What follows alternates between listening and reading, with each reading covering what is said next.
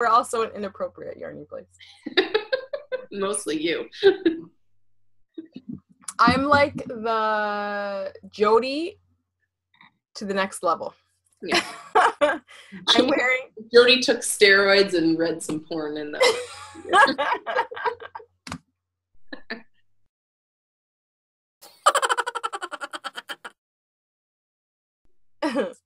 Hey guys, welcome to On the Lamb podcast. We are a fun knitty place, a chatty knitty place. Well, yarny place. I always neglect the others, but I've been dreaming about getting into doing that, not getting into doing it, but pulling out the loom weave. What did you give us? With the pegs? Oh, you said that you had a book for us. Did I not give you the book yet? No. So hopefully this weekend. I think it's like a knitting loom, but you can also use it as like a little weaving loom. Yeah, so I want to do that again. So we are all the yarny things, and we are a digressing yarny place. If you haven't been here before, my name's NalediS. And I'm Tamu. We are from Southern-ish Ontario. The ish is very important. I noticed that we always say that, Southern-ish Ontario. Well, because I always think, like, depending on your perception of Ontario, like, really, like, we're not really Southern. We're not the most Southern you can get. And I think that if you look at, like, the regions of Ontario, like, I think I'm technically in Southern, but you're technically in Central. I don't think we're Central. We're, like, near North or something. I don't know. Something like, well, I think we're like Central near North. I don't know. Anyways, yeah.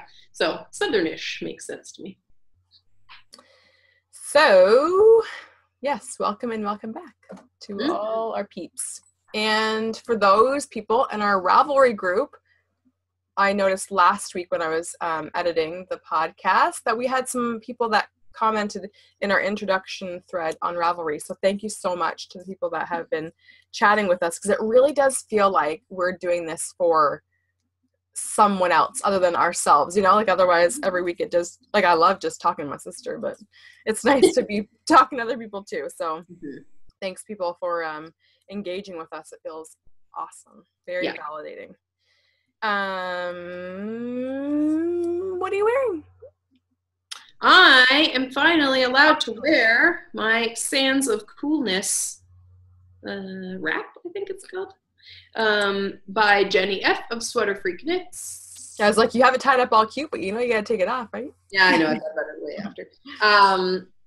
So this was my test knit. If you watch back, I don't even remember what episodes, but watch back a few episodes. I was test knitting this for Jenny F. of Sweater Freak Knits.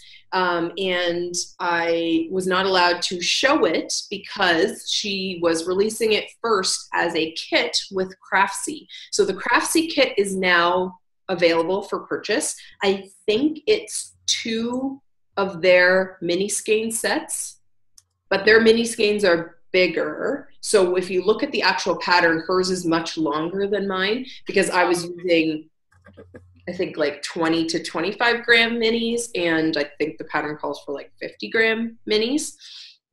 So it's quite a large wrap when you knit the actual version, or knit from the kit. So yeah, the kit is available on Craftsy, and if we think about it when we're doing the notes, maybe we'll try and put a link down below just to make it really easy to find. It was a really fun knit.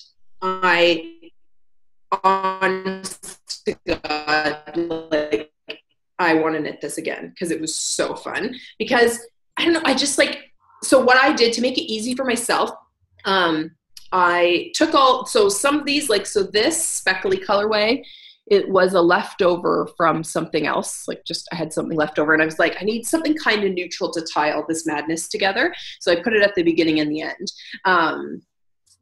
But then I had, like, yeah, just all these separate minis. And I think at one point I took a picture of them all lined up. I might have posted on Instagram. Yeah, I think so. Back when I actually started, because I was trying to play around with, like, the color order and combinations. But so what I did to make it really easy for myself, instead of carrying around all these minis and trying to remember what order I wanted them in, I wound them into a sort of magic cake. I didn't knot them together. I just kept like sort of stacking one color on top of the next, so that when I was knitting, I'd get to the end of colorway, and if it, you know, wherever it kind of ended, if I didn't think I had enough for a row or whatever, I would just like then start striping them together for those like transitions in between. And I think on her version, the colors are closer together, so it's more like an actual fading effect, whereas like on mine, it's like fading, but obviously it's like a striped transition rather than a true, like what the fading was meant to be. So there's like some parts where it does kind of fade more. You can't really see the striping as much, but anyways, I friggin' love it. Yeah, it's really pretty. I just think it's so fun. Like, and they're not like colors that I would probably have I wouldn't have gone to a store and been like, I'm going to buy all of these to go together. They just happened to be 2 mini skein sets that I had that I was like, I'm going to figure out how to make this work for this project. So I like figured it out. Yeah. Yarn. Did you already say this? Yarn Enabler and? No. So these ones that are like solid colors for every other one, those are from a Yarn Enabler set. And I think there was one more color. There was like an orange color that was in that set that I just couldn't figure out how to make it work with all these, so I didn't use it. So that was a Yarn Enabler set called Funky Elephant, I think. And then these speckly ones, and I have no idea what the colorway names are. I think I tried to research it at one point, but I was really having a hard time finding it. They were a mini skein set, apparently dyed by Lemonade Shop, that I bought from a D-stash quite a while back. So there was no label, so I have no idea for sure what the names are called, but man, they're cute. This one is my favorite, and it always lands at the front, and I love it so much. Yeah, you would almost just think that it was like this gigantic mini skein set that you bought all together by the same. Yeah, buyer. It just works so perfectly. I'm so in love with it. And it was killing me that I wasn't allowed to wear it. Like, especially now that it's like springy and bright out, and it was hanging in like a spot in my office, like kind of in the closet, but so it was visible all the time when I would go in there, and I'd see it every time I go in or come out, and I'd be like, I just want to wear it somewhere. And there's a couple of times that I'd like put it on because I was like, well, no one's really going to see me. But then I was like, no, I can't do it. I'm very much a rule follower when it comes to certain things. So I was just like, oh, I just feel like if I wear it, someone's going to ask me about it. I'm going to have to be like, I'm not allowed to say anything. Anyway, so yeah. So as I said, kit's available on Craftsy now. The pattern will be available on Ravelry in August, I believe. So, okay. Apologies if you don't want to buy the kit and I've just teased you. You'll have to wait till August. And when it actually comes out, if I see Jenny's announcement, I will remind you guys that it is available. But yeah, I just love it. So I know I went one more color section than what the pattern called for. So I don't know how many. It's supposed to have 10, I think. 10 or 11 sections, and I went one more because I just knew, like, again, my minis were smaller. So I also cut one or two of the like lacy repeats from my version, again, just to make sure that I would have enough to stripe each color together, and so it would be like really consistent the whole way along. And you can't really tell, like when you look at hers, if you really looked at mine and really looked at hers, you'd be like, oh yeah, okay, I can see how this section is like not as wide as on hers, but because I kept it really consistent the whole way along, I feel like you can't really tell that it's pretty majorly modified. I definitely would do it again and use the correct amount of yarn in order to have the size, get more length. Yeah. I like that size. I like it, but it's not actually too short. I have a really bad habit of like, I want to knit something and then it gets to be sort of long and eyeballing it. I'm like, oh yeah, that's long enough. And then I put it around my neck and it like barely comes down and you're like, well, that's not wearable. So it's like, I still have like quite a bit of length, even though I've kind of doubled it around the way I have, but I still feel like it could be a little, so. I'll show you later something that I'm thinking about using for possibly another one. Okay. And I feel like the colors changing all the time is what makes it such an enjoyable knit. Like you get used to the pattern. I got used to the pattern, so I wasn't feeling like, oh, I have to really pay that close attention to the paper the whole way along. Of course, now I can't get it back on the way I had it. Yeah, I was feeling like, oh, I don't have to pay that close attention. But then it's like, oh, this part's getting boring. I'm like, oh, new color. Like, anyways, makes it fun. Yeah, for sure. Yeah. And it's so fun and springy. Yeah. Great sunny kind of day. I've literally worn it the last 3-4 days in a row. People at school drop off are probably like, seriously, same scarf? Because it's not like your underwear. Like, is that all you've got? Like, you change your underwear as often as you change your shawls. Sometimes, yes. You ever watch Baymax? Go front back. Oh, yeah. Flip them inside out. Go front back again. Yeah. So funny. That's not how I live my life. Just. No. All right. What are you wearing? Clean underwear. Thanks for clarifying. In case there was any confusion by your previous statement. We're also an inappropriate yarny place. Mostly you. I'm like the Jody to the next level. Yeah. I'm wearing. Jody took steroids and read some porn in them.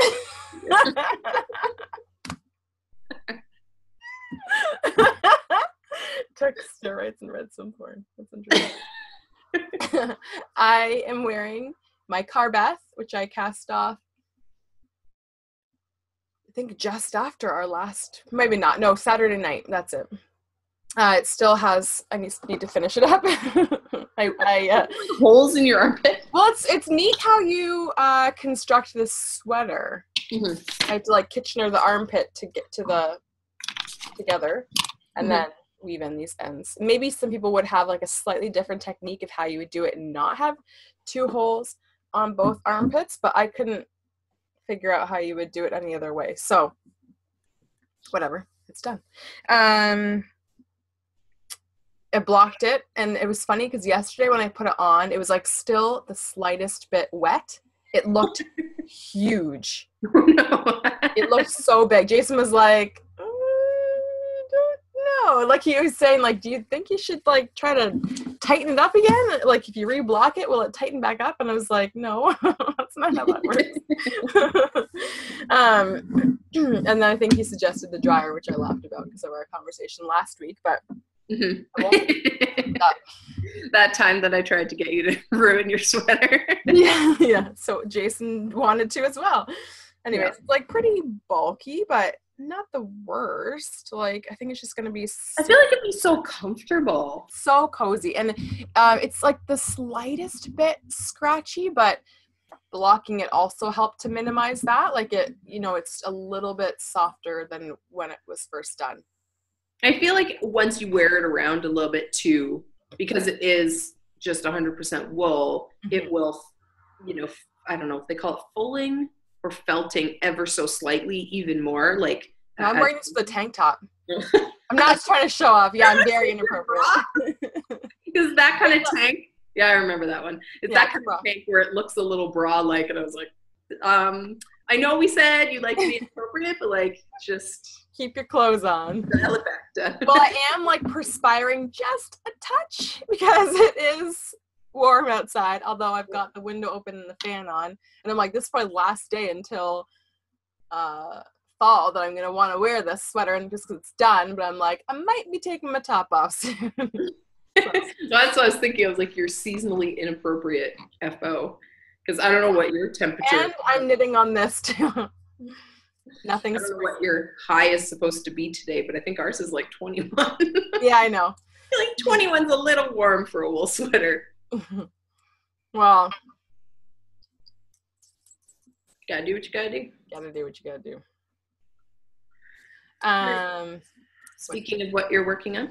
Yeah, I may as well keep going with that then. I'm working on my Freebird Cocoon Wrap by Annie Lupton. Oh yeah, and Carbeth is by I just snapped my tank top.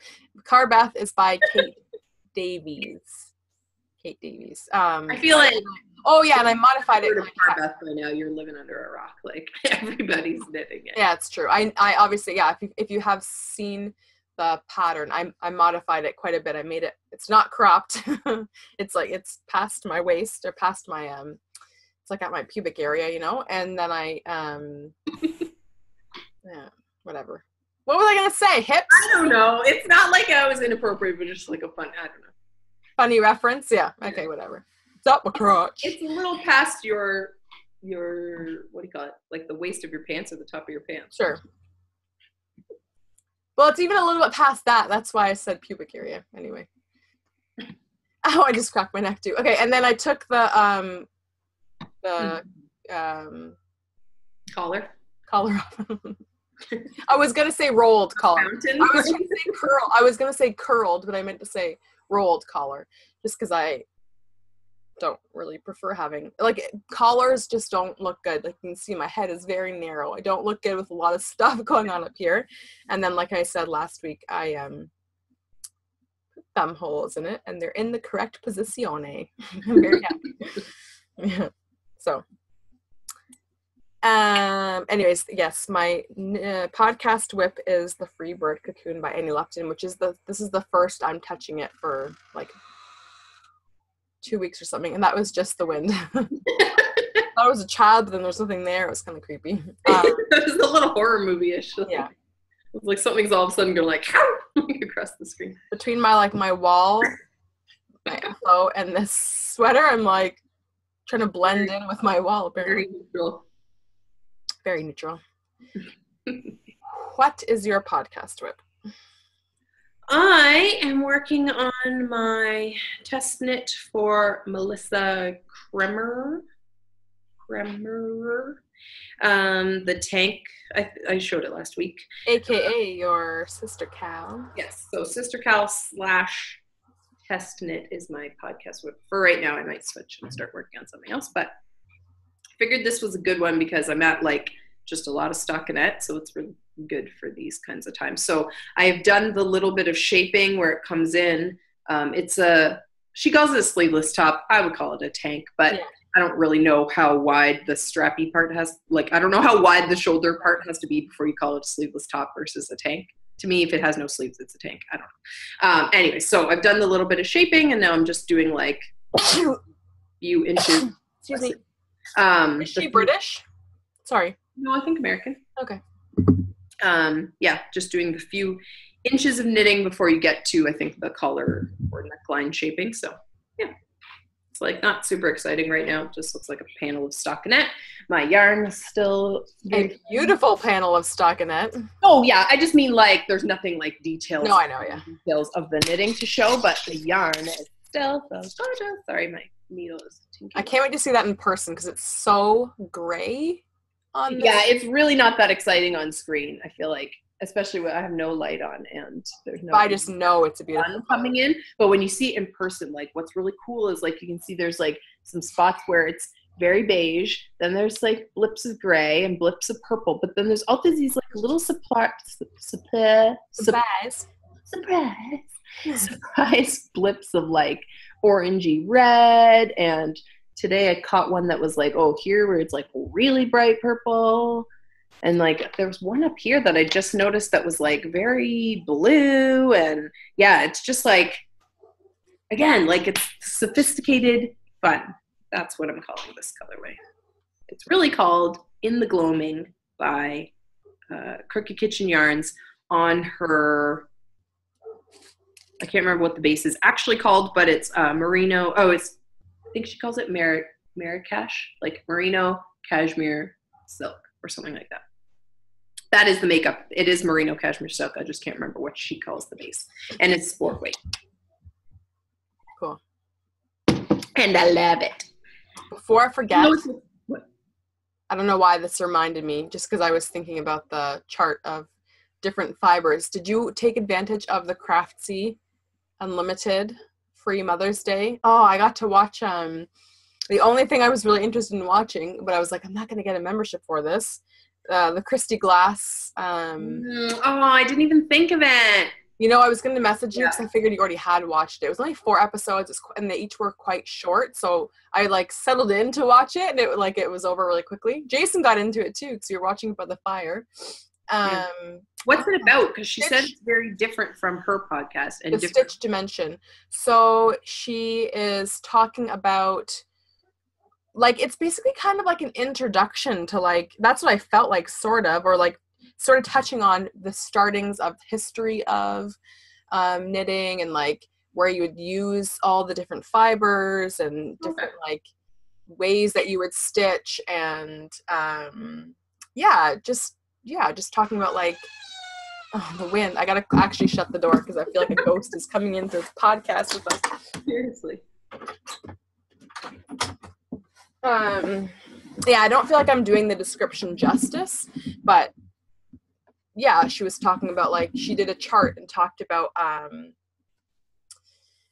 like all the different kinds of fibers that you can, or that I guess are the most common that you would yarn with, like not necessarily just knitting, but I don't think I remember seeing possum on there. And she'd talk about like that you can use dog, but dog wasn't on there. So talking about like, you know, some fibers are longer, some fibers are shorter, and what does that mean? But it was just like laid out in a really like visually appealing way. So she'd wear like really chunky knits. She had like a couple of different like brightly colored knit jumpers, or maybe they're crocheted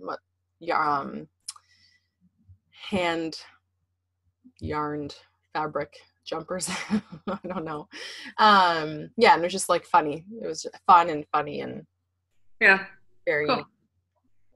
I saw that they had like a free weekend, and in the past I have watched things that I also like. I'm not sure I would totally buy the class or subscribe just to get them, but things that I was like really curious about or interested in learning. Like the one free weekend I watched a video all about English paper piercing. Because that's like one of those things. I really want to learn how to quilt. I really want to learn how to sew, period. Yeah. And I theoretically can hand sew, but not well. And I can sort of machine sew, but not well, and definitely not enough to feel like I could tackle like a garment. Yeah. It's like so high on my list. It's something I really, really want to be able to do.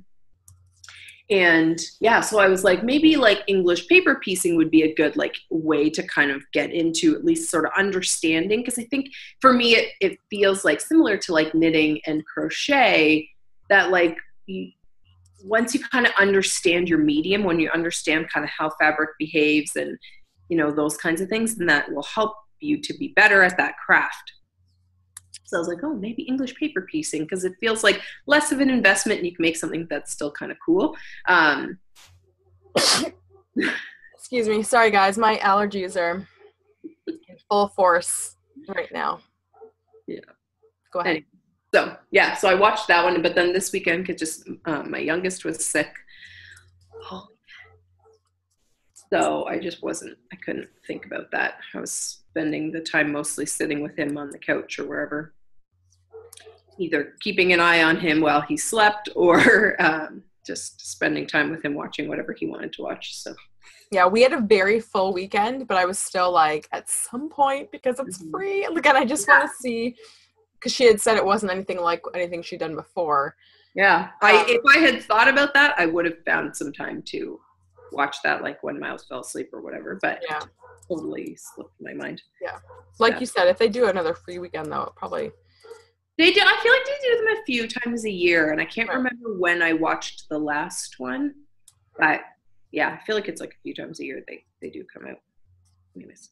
So thank you, Craftsy. I really enjoyed that. That was a nice Mother's Day gift for me. That segues nicely into I've got another FO, but I may as well show my Sister KAL. I just, this is Studio Slub by Annie Lepton, and the yarn is, by Bohoshi, because like, I don't know if there's another name for it, but she's not dying anymore, so it doesn't really matter. You can't get anymore unless you find it in a D-stash. You want it, you can't have it. I think she was still selling off some yarn on her website, but I think also spun. No, she also had some of her hand dyes left. Last time I looked, but it was like all worsted and bulky weight, so nothing. This is fingering weight 1 ply, and the colorway is No Envy. sorry, my nose is a little itchy. So I've just split for the back left. That's what I'm doing now. I'm almost at the shoulder shaping part. And really not minding the long, like the purl, not that they're super long, but the purling, like my speed is like really picking up. Yeah. The only thing is, like, my speed's picking up, but then my hand is like getting cramped. So like I get like into a really good groove and I'm like, okay, I need to stop and do something different now. Yeah. Yeah. So that's where I'm at. Cool. Yeah. And yeah, I actually, the only other thing I want to say about it is I'm really glad with this colorway that the pattern is for reverse stockinette, because that's what the stockinette side looks like. And I feel like you can really, really see like the choppy, like sections of green, but it sort of blends a bit better. What? Yeah, it's like funny on the knit side, the pooling looks really bizarre. On the reverse stockinette side, it almost looks like it's doing like a diamond shape, like right middle back. It's like perfectly placed. Yeah, I don't love it still. Like I kind of wish that it was all like the green and white were all just like totally blurred together, but it's sort of funky. No? Yeah, I am. It's even more. It still happened like that. Yeah. Anyways, it'll change for sure now that, like, you can already see now that I'm up here. Mm-hmm. That's more of how I would have wanted it to be. I don't know though. Well, I guess we'll see. Well, I'm interested to see what ends up happening on the front. On the front, I know, because right? Sometimes, like, if you think about, this is like an interesting little, like, love how it feels. Like, whatever. Yarn info of, like, things that you might not think about. So, if you think about the way a skein is shaped, it's almost like if you do color work and you think about, like, cute. When you do color work and you think about the floats going around the outside of your project or the inside of your project. So if you think about how a skein is shaped, if you drop dye on the outside of your skein, like if you're just dyeing kind of random, it's not necessarily like supposed to be, say, self-striping or self-patterning. If you drop dye on the outside of this oval shape, more dye will almost always land kind of on the outside, or the length of the dye section will be longer on the outside than on the inside if you just let it float in on its own. Yeah. We're specifically trying to make the lengths match because the loop of yarn is wider on the outside than it is on the inside. Even if it's just slightly, there's just a little bit of variation if you're not trying to make it perfectly matched. Right. So it's like, and I didn't get that for a long time. So it would be like, I would look at a skein and be like, oh, all the color, you know, or a chunk of color is right here. So this is going to pool the same way, or this is always going to stack together if I do that intentional pooling. The reason that intentional pooling works better with, say, commercially produced yarns is because they do, you know, like with those, like, say, Red Heart acrylic, self-striping kind of skeins, you can do intentional pooling because it's acrylic. It's not done by dye. It's done by like a length of one color joined with a length of another color, and it's much more regular. So you know that if the pink is 10 stitches this time, it should be 10 stitches for the entire skein or cake, unless there's a break somewhere, which does happen sometimes.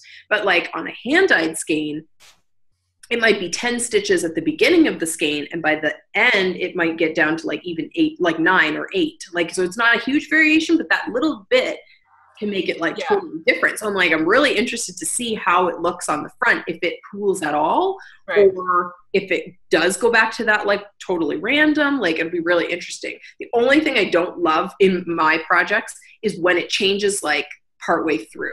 Like, so you're doing the whole front panel. It's like the beginning starts to pool. Yeah. And then by the time you get to the bust, all of a sudden now it's going right. I find, like, personally, that bothers my eyeballs to look at. But, like, I don't know. I just always find it's like very fascinating to work with.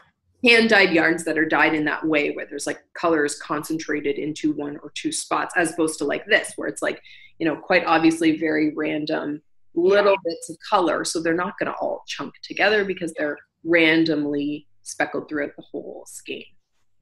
Anyways. Yeah. Okay. Other whips? I only really have one other thing that I'm like actively working on right now. I'm going to show my FO really quick. Okay. Do you have any FOs? Yes. Do you want to finish whips? Is that why you were saying that? I was thinking we can finish whips. Okay, then go ahead. I'm just used to doing FOs first. I know. I do have one other whip, but I didn't bring it up just because you've seen it the last couple of weeks. My spotty wrist warmers turned into spotty leg warmers for Ada. There's not really anything exciting. Which, let me just say, she was in a very big hurry to get the measurements on, and now she's plateaued.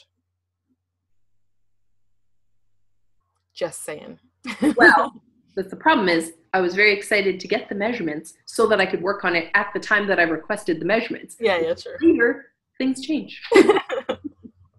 Enthusiasm dies. Yeah. It's not even that. I just am working on other things. And I find it's like a project that, because it's color work and the sections, like the number of changes in a row are like, it's not hard color work, but I do have to pay kind of attention so that the spots look right. Because I realized on the first one that right at the beginning of the row, there were a few spots where I did mess up. So when the dot is split at the beginning of the row, I was sometimes missing the very first stitch of the spot. So it's like, yeah, if you look down, like you can just tell there's one line of spots where it doesn't have the right number of stitches across the top, so it's kind of a wonky shape. Like, and the beginning of the row is like a little bit shifted anyway, so then add that plus missing a stitch here or there is like, it just looks really weird. Do you think you're going to do a second set for yourself? I'm not in a rush to do it, and I think if I do it for myself, I'll probably do like DK weight or something instead of fingering. Oh, okay, yeah. Just to make it one speedier and a bit bigger and warmer. Yeah, just give them a little bit more give too, because I think in the fingering weight, well, I probably could have like sized up needles, but anyways, yeah. I just think for me, it'll be better in a fingering or in a DK. Oh, yeah. Right. Why wouldn't you saying what it was going to be? Was I picturing still like, I didn't even know. Something with like arms you put in. Like basically like just like a shrug. No. Shrug is open at the front? I don't know. Either way.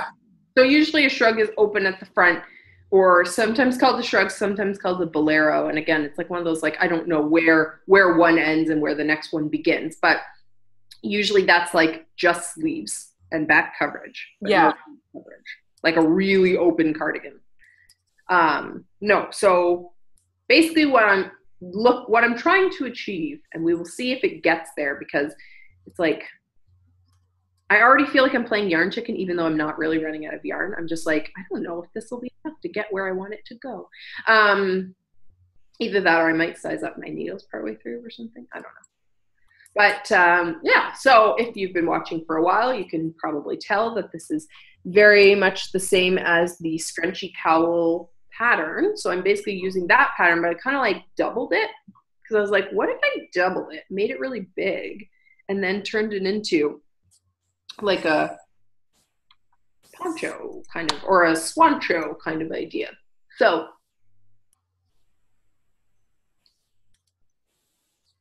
turn it into a swancho and call it the well, I don't know if I'm gonna call it that for sure. We'll see. Just say it. Swanchy. I can't say it without laughing. That's why, because it's just like well, yesterday you were like cackling about it. Because it's the scrunchie. And swancho is already a funny word. And if you don't know what a swancho is, it's like a poncho, but then somebody decided to add like a little bit of sleeve to their poncho. So it's like, just imagine how a poncho comes down, and now you'd have like some sort of little sleeve type action to stick your arms through. So the body is really like kind of big and flowy and shapeless, but then you have like this something to grab it onto your arm. So it doesn't feel like you're just wearing like this giant blanket with a hole in the middle. So I'm like, that already to me was like a funny word, because I love those kinds of things. I love word combinations and word play and stuff like that. So then I was like, it's a scrunchy swancho. It's a swanchy. Well, at first I was thinking, Swancho or something like that, but I was like, it doesn't roll off the tongue. I'm like Swancho or Swanchy. It's like Swanchy is like, it sounds like, I don't know, like there's something wrong with your sandwich. Anyways, so Swanchy. Sorry, I would have laughed, but I just realized, oh shoot, I didn't give Jason a grocery list. That's what, just like right when you said that, I was like, oh crud. Anyway, go ahead. You need to text him the grocery list? Do I need to text it to him? Mm-hmm. No, I'm just gonna make him go out again later. All right. Anyways, so this is basically the idea. Similar to the scrunchy cowl, just ideally it's going to come down like to like a short sleeve length at least, and then have like a, you know, scrunchy front and back. So it'll kind of be Swancho like. Anyways, we'll see if the yarn lasts enough for me to get there. That's the only thing that I'm worried about is like, I thought 690 yards would be lots, but the more you knit on something, the more I sort of get to the middle and go, ooh, I don't know. Someone there? He's gone again. He just wanted my phone, and then but he was like trying to be really quiet. Yeah. I could hear the door bouncing around, but then you were smiling, so I wasn't sure if someone was actually standing there or gone. Anyway, so the yarn is Crazy by Stonehenge Fiber Mill, I think. I don't know. Talked about it last week. Stonehenge Fiber Mill, yeah. Talked about it last week. So I'm striping together 2 colors, obviously. I have 3 skeins all together, so we'll see. It's a sport weight. Made from their mill ends, so they like take, you know, when you order them you just get crazy assortment. I think I talked last week about how I had asked the company that I ordered from to just get me things that would sort of go together, bound together by some sort of neutral, and they did great. So they nailed it. Yeah, it looks really, I think it's going to look really good, because I realized that all the skeins, the common element is there's some kind of like navy and something together. So 2 of them have navy and white, and the one has navy and mint. So it's like basically, I think the whole. I thought the pink was what tied it in. There's also the pink, but it's like this skein doesn't have. Come on. This skein doesn't have any of the dark pink. It only has like the baby pink. Okay. And then this one has the baby pink, but no dark pink. And then this one has the dark pink mixed with baby pink in it, which I've already like used that section up. But the navy is the content. The baby pink does kind of tie them all together, but I feel like the navy is what really like stands out in all of them. Like so much, like so dark, like you really see it. But I think there's enough of the the navy that it will end up basically being like navy striped the whole way along with like transitions of other colors. So it's like this one up here. This one is like a darker navy with a baby pink, and then the dark pink with baby pink, and then it goes into like mint and navy, or mint and dark blue, I guess, I don't know, and the dark pink and light pink. Anyways, so I think it's like I'll be able to keep up this navy striping the whole way along, and then it'll just transition, because this one has like the dark pink and the purple together, so it'll kind of transition into different shades of pink through the navies. Anyways, it's going to be a crazy sweater. And I'm already thinking about, okay, what do I do for the next one? Like what yarns? Yeah, because I have quite a bit of sport weight options in my stash, and just thinking yardage wise, I don't know what all I'll have enough for. I know, I just want to make it convenient to grab. And I think last week maybe I showed, or 2 weeks ago I showed that, 2 weeks ago I think I showed my Abundant Earth order, that company from the States who has, I think they mill their own yarns as well, mostly keeping it very natural. That had their stuff stolen. And they didn't have it stolen. No. Stolen from them. They requested it to be stolen. their stuff was it's all a marketing scheme for a show. Oh my gosh. Don't start rumors. Don't start rumors like that. Anyways, yeah, so I'd ordered 2 skeins of their sport weight. The line's called Joseph and Annie. It's 100% wool, and they just have 2 color options, like cinnamon, which is a little bit more reddy brown, and then pepper, which is like a little bit more blacky gray, sort of dark brown.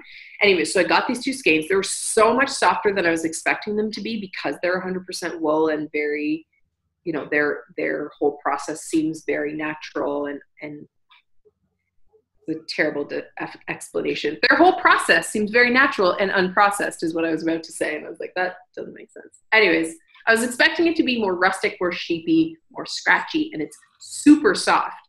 So I ran to the computer and ordered 2 more skeins because I was like, ooh, now I actually would be like, oh, I could make something more wearable, like more of a garment with these, rather than I kind of ordered the 2 skeins partially to support, partially to try something new. And thinking like, oh, they're going to be so sheepy, I'll have to do like an accessory that's not going to touch my skin so much, because my skin does get quite sensitive.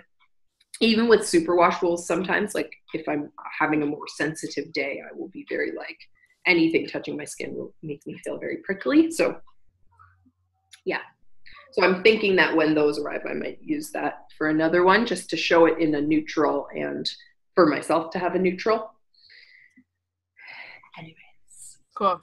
So that's a new design on the needles. We'll see if it goes where I want it to go. Yes. Yeah. And it's an easy whip. Oh my goodness. I was a little bit worried because to make it work, like if you think about, NalediS already knit the scrunchy cowl. If you think about what you had to do for the scrunchy cowl, it's like do that twice to get around the whole cowl. And I thought, oh my gosh, people are going to be so mad because they're going to be like, this is so complicated. Like, but it's not. It's like, you get to a marker and just pause for a second and go, okay, now I got to get to the next marker. Then I got to go back. Then I get, you know, like it's like, yes, each round takes about 2 to 3 times as long as it, you know, as if you were just knitting once a round, but it's not, it's all just knitting. There's no complicated stitches. Literally the whole thing is knits and knit front back. And in a whole round, you do knit front back 4 times. Yeah. So it's like no new skills, nothing crazy. Yeah. It's just like a different construction. Or yeah, pick a yarn that you really love, and because that's the thing is like this pattern. It would highlight some like cool colorways. My door, I gotta close it again. It highlights some cool colorways. Well, right? Like we saw. Yeah. You said before that like scrunchies and spandex was like a popular. Oh, that's the Pretty Young thing. Yeah. So like they were popular colorways to be sold by Lolo did it, but then you didn't see a whole lot of projects being made with them. That was this one. I don't know about scrunchies and spandex, but that was Pretty Young thing she had said. Oh, like, okay. One of her more popular colorways, but there's not a lot of finished objects in it. And I kind of think it's like, besides socks, you get this and then you're like, I don't know what to do with this. Yeah. Like, because it is quite loud and busy, and you know, like if you see it on the stockinette side, like there are a lot of colors going on in there, but I feel like on the garter kind of side, it's not even garter, I don't know what you call this, double garter or something, I don't know, or no, I guess no, never mind, I'm wrong, it would be just garter. Yeah, on the garter side, I feel like something about the texture helps to break up the color because it adds a little shadow to it. It does. What was that fell? High chair tray. Oh, okay, good. Because my nephew on the other side, Remy, was over and the high chair was out. And I didn't even notice that I put the high chair back in the garage because nobody put it away on the weekend. But yeah. Anyways, so it'll be like this, but double, so it fits around your whole body. And then when you get to the bottom, I'll figure out how to do like a little sleevey action. Anyways, I'm really excited. FOs. Of course, mid-row. On an FO? No. It's, just it's like, you know that means finished object. Yeah, that beauty. Oh my God, it feels like it weighs 1,000,000 pounds. It feels like it weighs 1,000,000 pounds when I pick it up like this, but when I put it on, it doesn't feel like too heavy. Because I actually like like a sweater with a little bit of weight to it. So it doesn't feel too heavy. And I am like, so I posted a couple pictures on my Instagram yesterday, one on my stories and one on my actual feed, in case you're looking for my couple of pictures and you're like, I only see one. There's only one on my feed. Because it's really hard to take a picture of yourself wearing a sweater that goes past your butt. I was like, my selfie game is not strong at all. I don't think. I just need a full-length mirror. I have a full-length mirror, and every time I try to take a picture, it's like I can never figure out the height that it should be for me to be able to get what I want to get. So it's like either I'll take a picture of my body, but then my head's cut off, or it's like too high and I'm still getting the same amount. It's just, I can't, I don't know. I need a whole different setup, and I don't know what that is. And it was funny because quite a while ago I was watching, just randomly watching an episode of America's Next Top Model, which I hadn't watched in a really long time. Still going? New episodes? Oh, yeah. With Tyra? I don't recall actually now if she was, I believe it's still, say, run by Tyra, or she's still involved overall. I don't think she's in every episode like she used to be. I think this one was like BB Rexa, or I don't know. Who's that girl who's like Rihanna's cousin or something?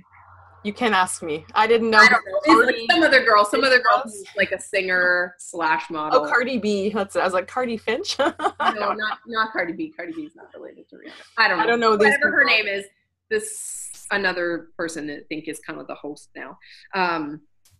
But it just so happened that the episode was about selfies.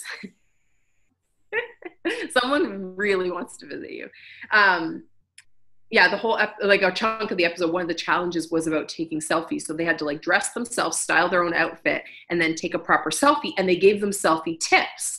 So they're like, you know, if you're trying to take a selfie of something you're wearing, don't put the camera and don't put your phone in front of your face. We don't want to look at your phone. We want to look at your face. So put it off to the side. Or if you're trying to take a full body, hold your camera down low, like drop your arm all the way down. Right. To get the full picture, like in the mirror or whatever, and so that your phone is not in front of the outfit. And I was like, these are amazing tips. I still can't do it. Like I'm trying to like take it not in front of my face, and I feel like my stance is like super awkward, and I'm like, it is awkward. I don't know how to do it. I'm not 20. I'm not 12. Like I don't have time to figure out how to take good selfies.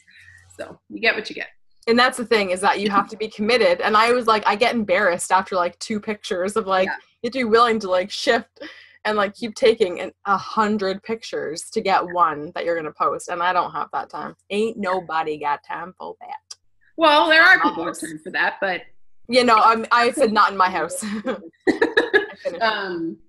And I'm with you. I just like the more pictures I take of myself, I feel like if they don't necessarily improve, like they get awkward, because I'm like, then I start to be really self-conscious of like, now I've taken too many pictures of myself. That's weird.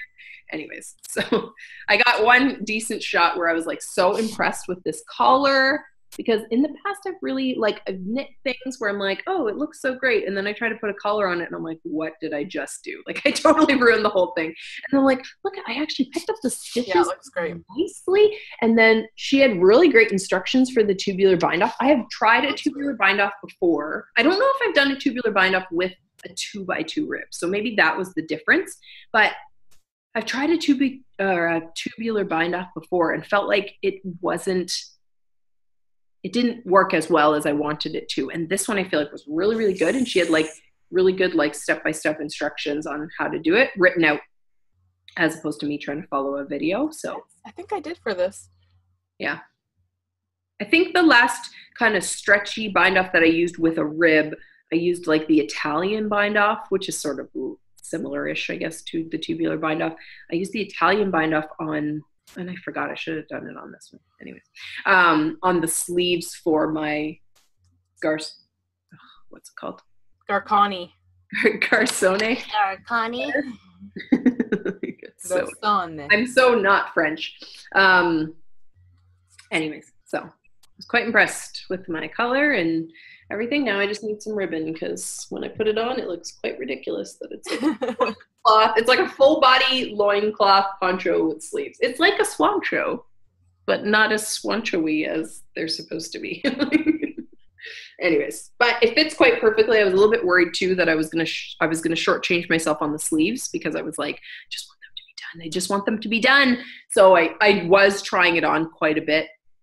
You know, I do like a chunk of sleeve, try it on to see, was I getting close? Should I start the rib? And I was like, oh, I'm gonna end up shortchanging myself, and it's not gonna block out the way I wanted to. And I was not aggressive with my blocking because I didn't want to overdo it and like end up with it really overstretched looking, like, because I recognize that it might sag a little over time because it's superwash. But yeah. Yeah, I didn't pin this at all either. Yeah, I didn't pin it. I just smoothed it and just paid attention to like the bottom hem and the collar to really make sure that they were like straight and even and stuff. Just a bit like of a laddery kind of situation. Mm. Whereas it's a bit tighter there. Mm. Can't tell. I can't tell from here anyways. Anyways, yeah, so it's a Stay Wild Moonchild by Annie Lupton at Boho Chic. And I was test knitting. The pattern has been out for a bit. And yeah, it's like an interesting knit. Oh yeah, I've been feeling a lot better focusing on like one project at a time again.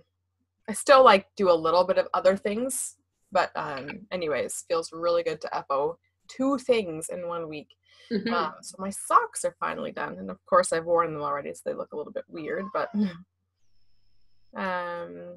this is the Regia 6-ply. Hi Tigger. Regia 6-ply, I guess no name colorway on the Love Knitting website.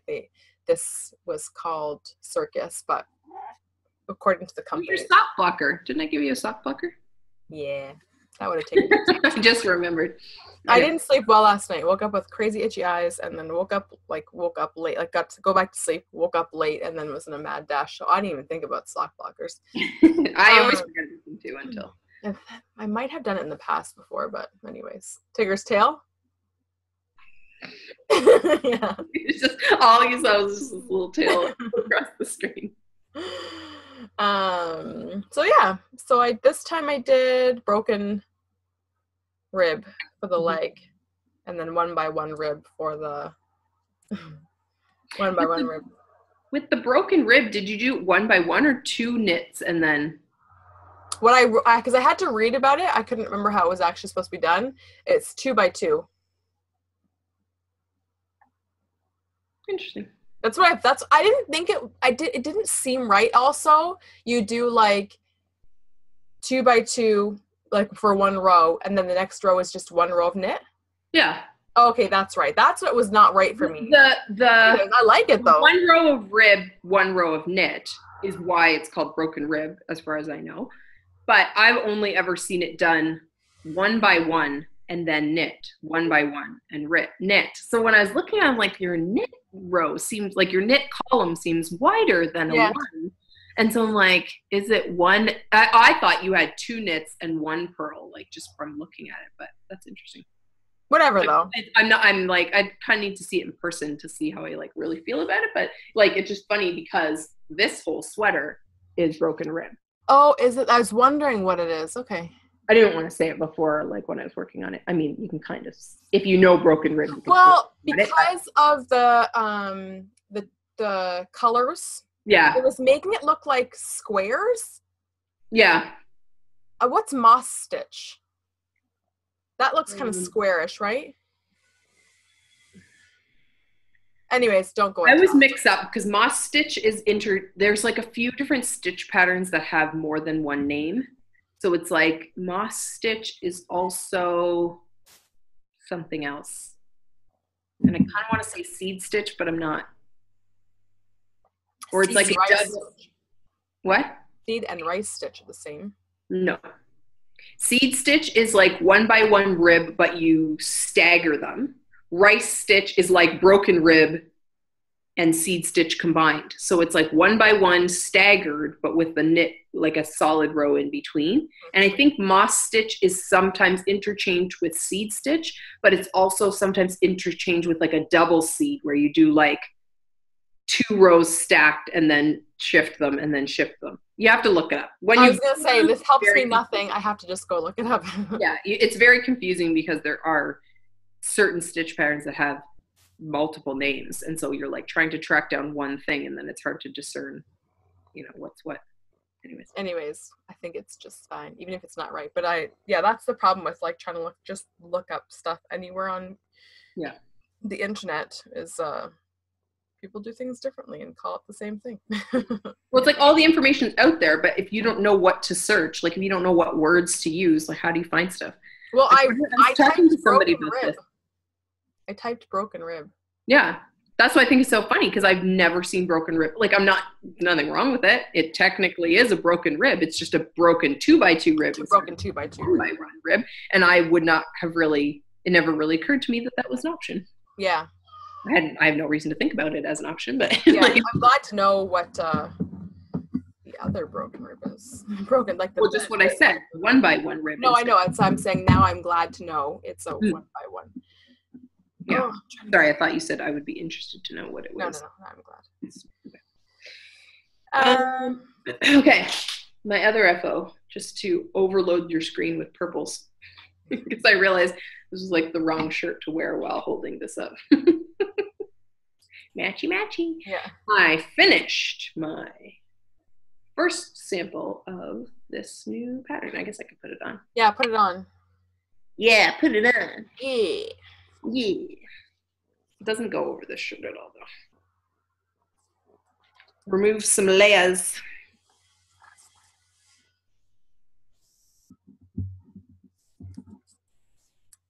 Tigger, don't bite that, okay? It's not for chewing.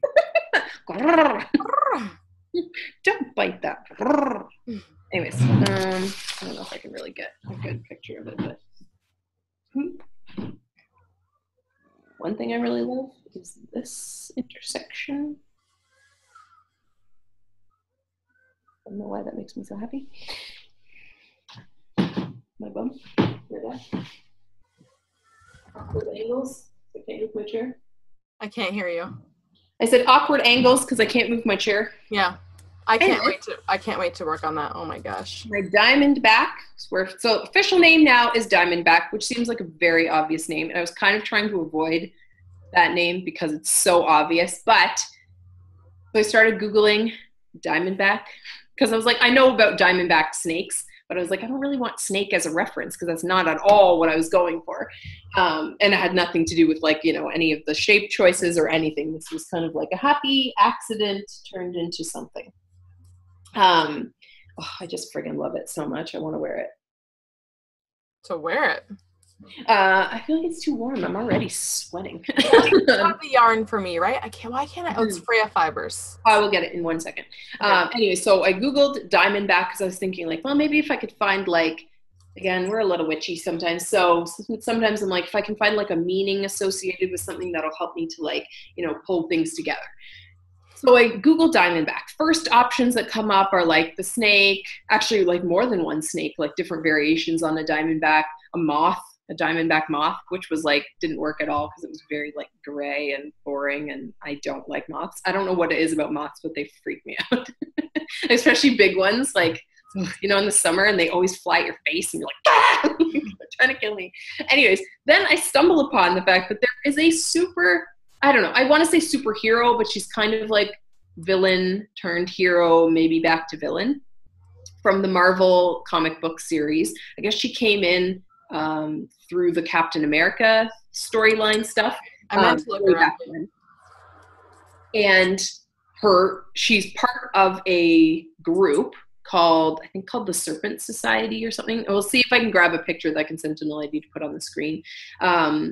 Yeah, you mean of the whole group. I was going to say, you sent me a picture. Well, or at least just of her. But yeah. I guess, the group is called like the Serpent Society or something. And so all the girls have snake names, kind of like Kill Bill. So there's a Cottonmouth one. There's like a whatever. There's Diamondback. But her costume doesn't look like the snake at all. It's this color. Like all the variations of her that I could find, it was like this flaming hot purpley pink color. And I was like, It's perfect. And the front of her costume kind of did this, like where on some of the variations, because obviously, like, you know, comic books, they kind of like storyline gets written and then it gets like reiterated in a different way. And she did like change groups and became like a good guy for a while, because I think her and Captain America were like love interests in one stream and like whatever. But in the front of a few of the costumes that I initially found, in the front of her costume, it had like this kind of shape. Anyway, so I was just like, it's so perfect. So Diamondback as the superhero / villain reference, not the snake, is the pattern name. And I just am so smitten with it. Oh God, I love it so much. So for this one, colors are both free of fibers, shawl ball or shawl yarn. So it's a single ply merino. And I really love that their yarns are ethically produced. Are they? They specifically mention that they're produced in the US and are, that's a lie. I think their bases don't come from the US, but I think they're like muslin free. So this one is Xenon, which is like obviously one of their shawl ones. It's meant to like do this cool self-patterning thing. And then the front color is called Thistle. Anyways, so the hope is that it's fun and people like it. Okay. Okay, so last week, Sunday, I got a package in the mail that I've been waiting for what seems like quite a while. So, Kate Celine. Right. She's Kate Celine on Instagram. She's Kate_Celine on Instagram. I had pre-ordered, so last summer sometime, I had ordered some Trolls colorways. So one thing that she kind of specializes in is like taking like a movie or story reference and turning it into these amazing speckly colorways. And so she had done Trolls, which we love that movie in our house. And so I was like, oh, I'm really excited to get these Trolls. So I had ordered a mini skein set and the Smidge colorway, because it was all mystery. So I was like, oh, I don't know. I'll just be a little conservative and just get sort of my favorite character and then the mini skein set. So it would be like a few different colors so I can see what the other colors are like. Anyways, they came. They were amazing. I was like, oh, I need more of this in my life. So I was just like biding my time waiting for her to come out to bring the Trolls back. And this time she added characters she hadn't done before. So this is DJ Suki, which is, yeah, my kids are in that age where every show you watch, we have to determine who in our house is which character in that show. So DJ Suki as me, or I am DJ Suki because she looks like she has dreadlocks in her troll hair. And I am like, oh, so impressed. Because I was a little bit like, her skin, if you haven't seen that movie, her skin is pink and her hair is orange. So I was like, and orange is not a color I really enjoy most of the time. So I was like, oh God, this could be really bad. Like it could just not be bad. Like the colorway could be fabulous. I could just hate it because it's too orange. And this is like the perfect balance of pink and orange and then a little bit of blue and some spots where you can just tell the color bled in. I am in. So I got pretty well all DK weight because that's just my druthers. It's my faves. So yeah, I got 2 of these. Biggie and Mr. Dinkles because I just had to. Oh, they're in the same. I don't know why I thought it was like 2 different ones. No, I think it's like because the blue, purple, the blurples for Biggie and then the bits of green for Mr. Dinkles. Right. I'm just like, I like that a lot. Oh my gosh, so fun. And like, hello.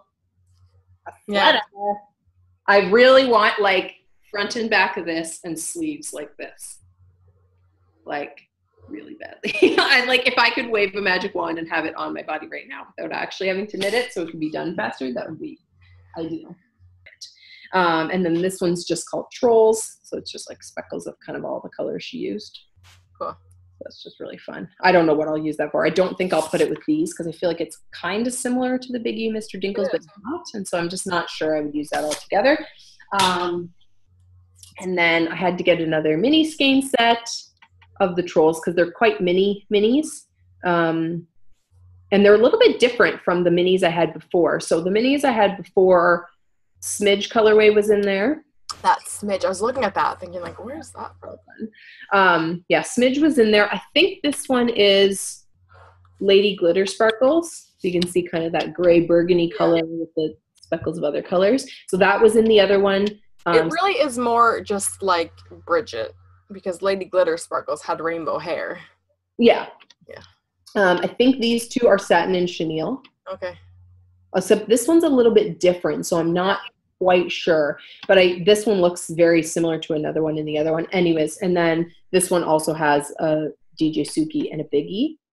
And then the other one, the other set that I had gotten, I can't remember all the colors it had, but it definitely had Guy Diamond. This might be Guy Diamond too, I'm not sure. But it had Guy Diamond on a Stellina base. So what I was thinking is I kind of want to use this mini skein and the other set together and make another one of these. Okay, that's like, how fun would that be? Anyways, so we'll see what happens with that. I might not.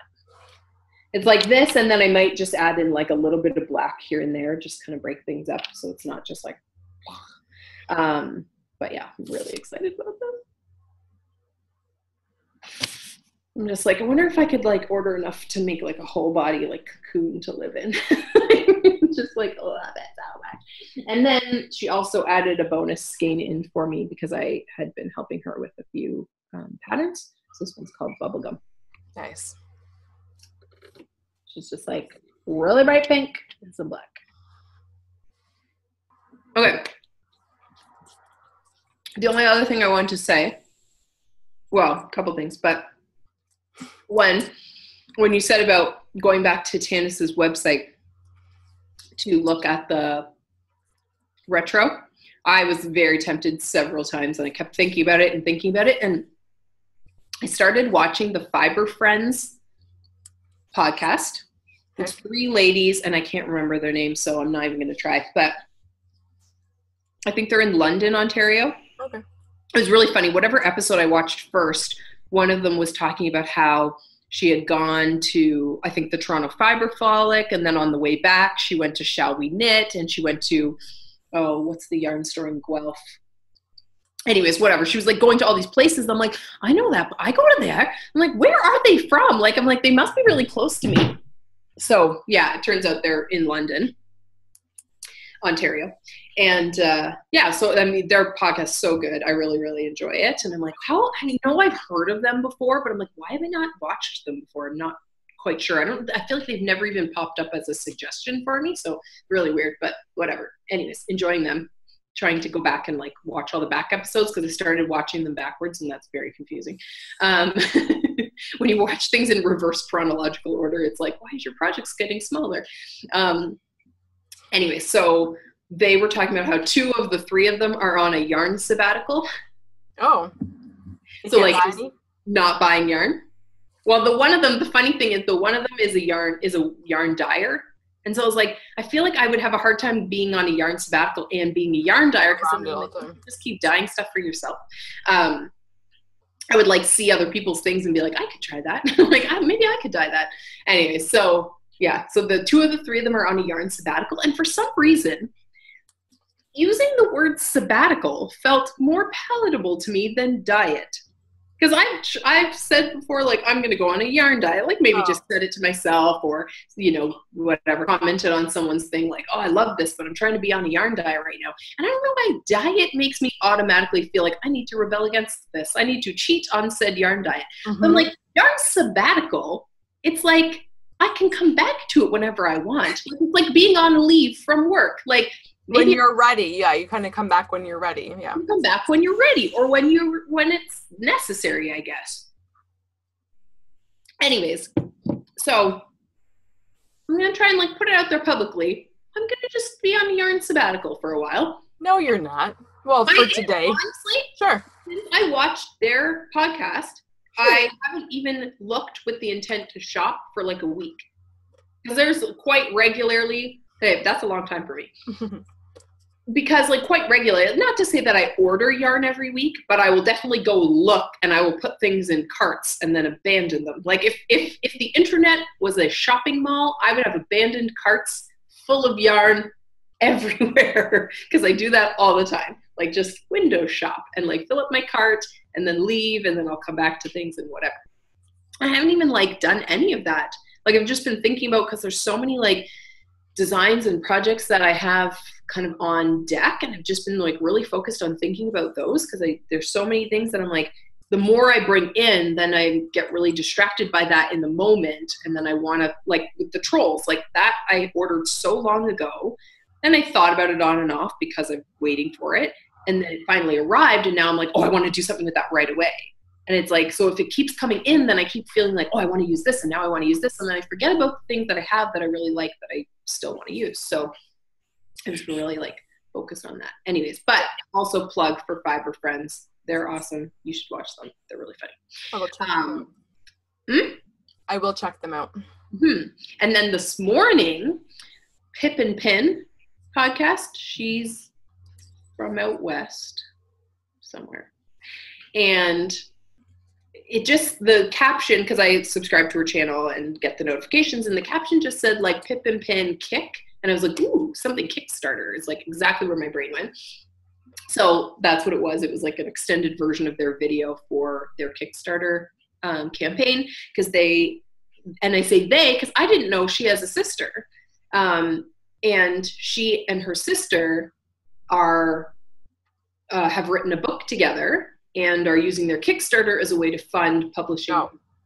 But don't even get that idea. Oh. You're like, no, we need to write a book together. Monday. I can barely hold on to an idea long enough to put together a collection, because in my head there's been a few times where I'm like, ooh, this idea, ooh, that idea, ooh, that could be a collection. And then as soon as I finish the first one, I go on to something else. So I don't think there are any books in our immediate future, but I just thought it was like really cool. And it was neat to see her and her sister together, because I've watched her podcast, not tons, but a few times. And then it's neat to see her with her sister, because it changes how you, to me, it changes how I see people. Like when you watch someone by themselves, the dynamic, they're just really different when they're with like a family member or a friend. Or something, yeah. Anyway, so that was cool. But then I also was like excited that they're putting out this book and self-publishing, I guess, or I didn't really read the whole Kickstarter, I'm not gonna lie. So anyways, go check out Pip and Pin, check out her Kickstarter if you think that the patterns in there are for you, or if you just want to support someone's making on a new level. Yeah. Think about, because Kickstarter, one thing I really like about Kickstarter is that even if you don't, there's always, every campaign I've ever seen, there's always an option to like get the item kind of before everybody else gets it. You're kind of like pre-ordering as a way to support the production of said item. But there also seems to always be an option to support on a smaller scale if you don't have the budget to, you know, whatever, get the whole thing, to support on a smaller scale for $1 or $5 or something, and you'll get like, you know, a thank you from the person and maybe a pin or, you know, some other little like trinket to say I supported this even if I didn't go as far as getting, you know, whatever it is. So yeah, go and check that out. And then the last one I wanted to mention, because I wasn't sure if you had seen it and other people might be interested too, there's a podcast called Dunkelgrün, and she might Dunkelgrün. I think she's Australian. German. Oh, okay. Like German or something, I think. It's terrible podcast plugging, by the way.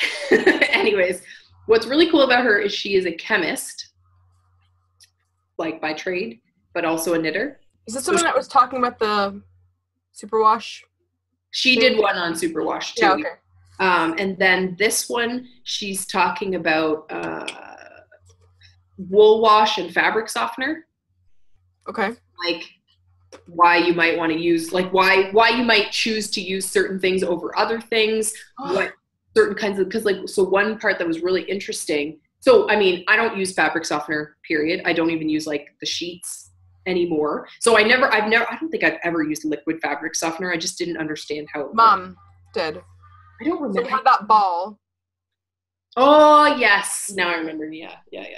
But it's like I didn't really remember using it. And definitely in my adult life, I never used it. I used the sheets for a long time. And then with allergies and things like that, I went to unscented sheets. And then finally, I just went to like the dryer balls. I use the plastic ones, not the wool ones, only because I do have a lot of athletic fabrics and I don't need more pilling on them. But we also use a ball of tinfoil now. Yeah, I've heard about that, but I've heard mixed reviews on it, so I just haven't really gone into it or explored it. Combination effort. Yeah. So anyway, so now in my adulthood, I don't use fabric softener, so I hadn't really thought about people using fabric softener on their wools or on their knits as a way to like soften down itchiness. So she talks about that and why you may or may not want to do that. And then she also, another thing she talked about that I was very curious about was solid wool washes. So you can get liquid ones like Eucalan and Soak, and I tend to use Soak because in the past when I tried Eucalan, I don't know if I had a scented one or whatever, but really bothered my allergies. Soak is made in Canada, designed in Canada, which I think is cool for that. But I like that it has an unscented version, so that's typically if I use a wool wash, which I don't use it all the time because I don't always feel like it's necessary. I don't really know. I don't really understand why you need it other than if there's actual dirt on it. Yeah, I was gonna say like why I would never. Well, I've heard people say like that always for blocking they use it. So there was a period of time where I started doing it, but then I was like, but why? Like, yeah, you know, like if the yarn's not actually dirty. And doesn't have like a super sheepy weird smell. Yeah, like it's not, I'm not trying to wash anything out of it. Like there's nothing wrong with it. Why not just water? And the odd time that I just forgot to put it in and there was no difference in my opinion. So a lot of times now I don't even use the Soak unless I really think I need it. Anyway, so, but a bunch of like companies have come out with like hard bars. Yeah. I've seen the Legacy Knits girls. Yeah, a few different podcasters I've seen. Grocery Girls have talked about it. Tuft Woolens, I think it's called. Okay. That's like a line of hard. But I was just curious as to like what's the difference. Anyways, what was also really interesting is because I've also tried hard shampoo bars. Right. For my hair, because having dreadlocks, I'm limited in the options for shampoos. So I'm always like, on the hunt for what's going to be new and mostly natural and, not scented and things like that.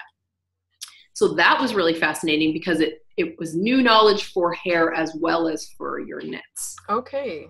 So I don't want to give all of her tidbits away and share all of the learnings that I did. But it's only, I think the whole episode's only like 19 minutes. And I'm like, I feel like I need to watch this like 4 times to get all of the information out of it. Because there's like, she's so intelligent and very knowledgeable. And she does research too. Interested in that, things that she doesn't know about, she'll do research on. Like things that if I tried to do If I tried to do research, I probably would go cross-eyed in a few sentences because I'd be like, chemistry. But yeah, it's just really fascinating to hear someone who knows what they're talking about on the chemistry side and on the knit side, put the information together and share it with you. So Dunkelgrün, we'll put all the links down below, but you should go check her out.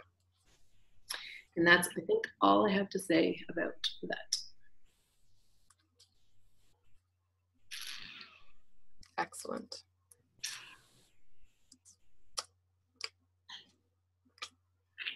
Now you're doing some other things, yeah. Ooh, okay. I don't know. Put that tongue right back in there. Snacks of choice. Podcast snack. I feel like that pretty much sums up our dietary differences right there. No, I told you I ate 2 cupcakes yesterday. Hi, Mom. Hi. It's been birthday alley in our house. So. Mom, what are you eating? Almonds. Want some? Yeah. It's really yummy. It is really yummy. You're dressed very warmly. Yeah. In gray. We're all about the neutrals in our house today, apparently. Or nudity, because I think Ada's buck naked. Hi, Clacky. Hi. I like your shirt. Thanks. I'm pretty sure I bought that. Do you know who it is? It's a man with a spooky man. It's a man with a spooky mask. Yeah. You're right, it is. Pretty much. I think I bought that shirt actually from Old Navy. Is Daddy building the garden in the backyard? Maybe. You don't know. You're thinking about chewing. Okay. All right. Well, if you haven't joined our Cal. I thought he chewed it up and spat it out. I was like, no. Oh, adding a new one. If you haven't joined our Cal yet, please do so. If you have joined our Cal, I should go check. I was going to say, please put your picture on Instagram with the hashtag OTL Sister KAL, but maybe you have, and I just haven't checked it because I don't know the last time I looked at it. So tip of the day, I'm pretty sure now with Instagram you can follow, not I'm pretty sure, you can because I did it. You can follow hashtags and then get notifications when that hashtag is used. Okay. So that's with the last one. Anytime that Wendy or Lee were posting, it would actually like pop up on my phone that they had used the hashtag. So that's like a good. Figure that out. Mm-hmm.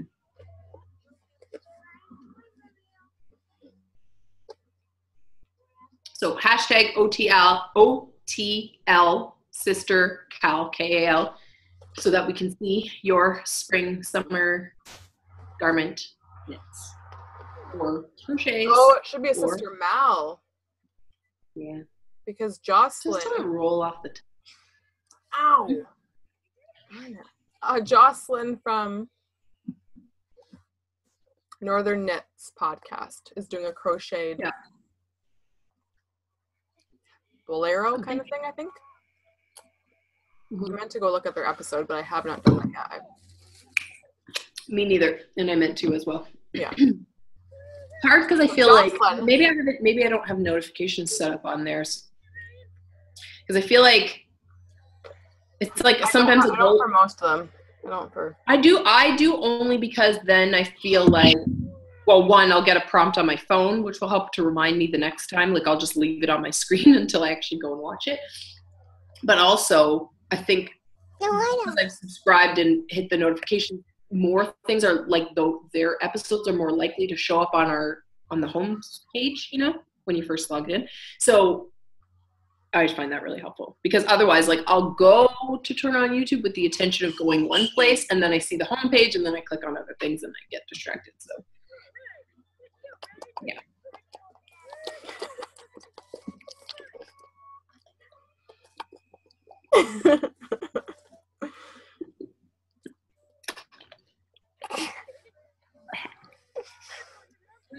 All right. Okay. Now that I'm all. Now that you're all wet. All right.